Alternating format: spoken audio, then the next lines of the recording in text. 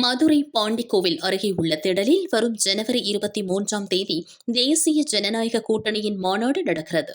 மாநாட்டில் பிரதமர் மோடி மற்றும் என்டிஏ கூட்டணி கட்சியினர் பங்கேற்கின்றனர். மோடி பங்கேற்கும் மாநாட்டு திடலை தமிழக பாஜக மாநில தலைவர் நயினார் நாகேந்திரன், மாநில பொதுச் செயலாளர் கேசவ விநாயகம், மூத்த தலைவர்கள் ராஜா, பொன் ராதாகிருஷ்ணன், கதலி நரசிங்க பெருமாள், அதிமுக முன்னாள் அமைச்சர்கள் செல்லூர் ராஜு, உதயகுமார் மற்றும் எம்எல்ஏ ராஜன் செல்லப்பா உள்ளிட்டோர் ஆய்வு செய்தனர்.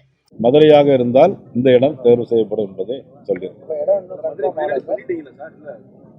இல்ல இன்னும் ஃபைனலைஸ் ஆகலை. மதுரைன்னா அந்த இடத்துல வச்சிருக்கணும்.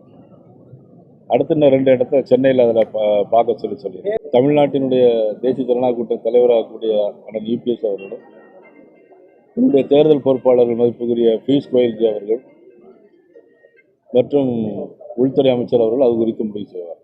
இல்லை, அது ஒரு தவறான கருத்து எல்லா இடத்திலும் பரப்பப்பட்டு வருகிறது. மதிப்புக்குரிய விஜய் அவர்களுக்கு எந்த விதமான நெருக்கடி கொடுக்க வேண்டிய அவசியம் உங்களுக்கு ஏற்கனவே எந்த காலத்திலும் ஏற்பட்டது கிடையாது. அவர் ஒரு கட்சி நடத்துகிறார், நாங்கள் தேசிய ஜனநாயக கூட்டணி நடக்கிறோம். அவர்களுக்கு நெருக்கடி கொடுக்க வேண்டிய அவசியம் உங்களுக்கு எதுவும் இல்லை. நான் பராசக்தி படம் பார்க்கல, பழைய பராசக்தி படம் பார்த்துருக்கேன். பழைய பராசக்தி, ஒரிஜினல் பராசக்தி, இது அது ஒரிஜினல் பராசக்தி பார்த்துருக்கேன். அப்போ காங்கிரஸ் ஆட்சி காலத்தில் அந்த பராசக்தி படத்துக்கு நிறைய தடைகள் கொடுத்ததா, சென்சார் போர்டில் கொடுத்ததா நான் பத்திரிகையில் படிச்சிருக்கேன். அப்போ உள்ள காங்கிரஸ், அப்போ உள்ள பராசக்தி படத்துக்கு நிறைய தடைகள் கொடுத்து அந்த படம் வரக்கூடாதுன்னு தடுத்ததாக கேள்விப்பட்டிருக்கேன்.